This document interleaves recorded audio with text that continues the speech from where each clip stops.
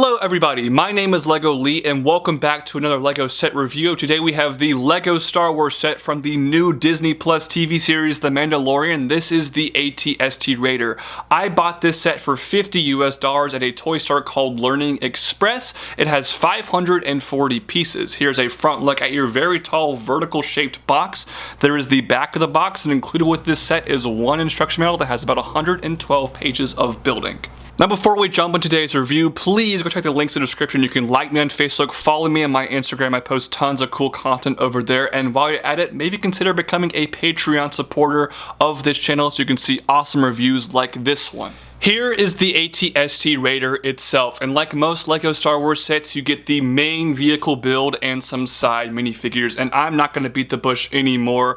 Let's look at that figure for the titular character himself, the Mandalorian. Here he is, y'all, the Mandalorian himself, played by Pedro Pascal in the TV series, and LEGO does not reveal the identity of this figure. He just has a blank black head underneath that awesome looking Boba Fett recolored helmet piece.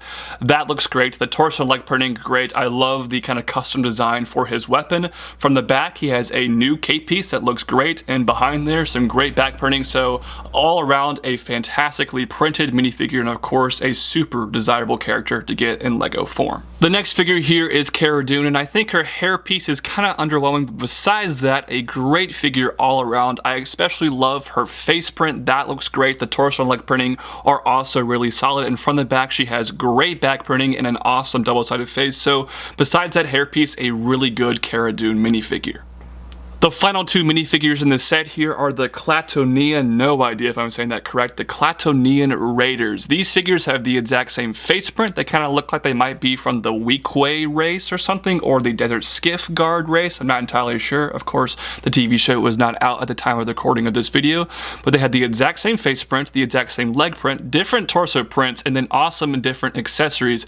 The guy on the right here has two little pistols similar to the ones they use for Jango Fett, and the guy on the left has a longer pistol with a gunmetal lightsaber rod. Also, look at their armor pieces. We have an Ninjago armor piece, the Rugby helmet piece, and the bottom half of the Ultron helmet piece from the LEGO Avengers set. Some really interesting part use, and they both have double-sided back printing, but they do not have double-sided faces. Now moving on to the AT-ST Raider itself, let's start from the ground up with this vehicle, and you can start to see already that this is not a symmetrical build. The entire build is actually asymmetrical, at least in the leg section. The 2 feet here are different colors, but more notably, the legs are completely different colors. The right leg is brown, and the left leg has some brown, but a lot of red. And I actually really dig the red on this vehicle because it stands out and it looks super cool.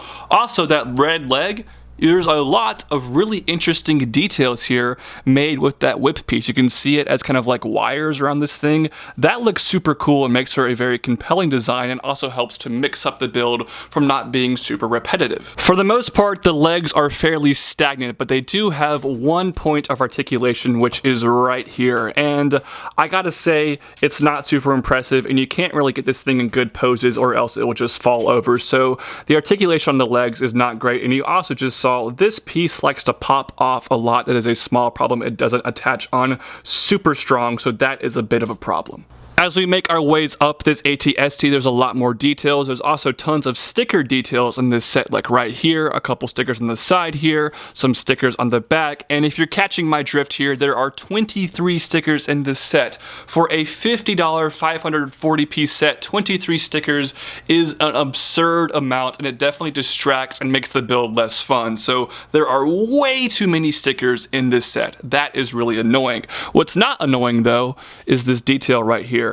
It's kind of hard to see because of the darkness and shadows of the main cockpit, but they use the paint roller piece and then the gold bar in brown right here for some super effective greebling. I love that design. You probably also noticed this piece right here. Not surprisingly, that activates the geared play feature of being able to move the cockpit, the head of the AT-ST, around in a pretty effective 180 degrees. That is a great play feature, and of course super accurate to this vehicle from the movie movies and the TV show, so that's really nice to see here. The head of the AT-ST is not quite as asymmetrical as the legs, but there still is some subtle asymmetry. The guns are different on either side. This one here kind of has a protective shield with another sticker on it, and this one makes a really good use of that Technic piece right here, and you can move those up and down. And speaking of good part usage, the Nexa Nice shield here is used very effectively for some cool details, and the detail all over the cockpit of this vehicle just looks fantastic. It's really nicely shaped up.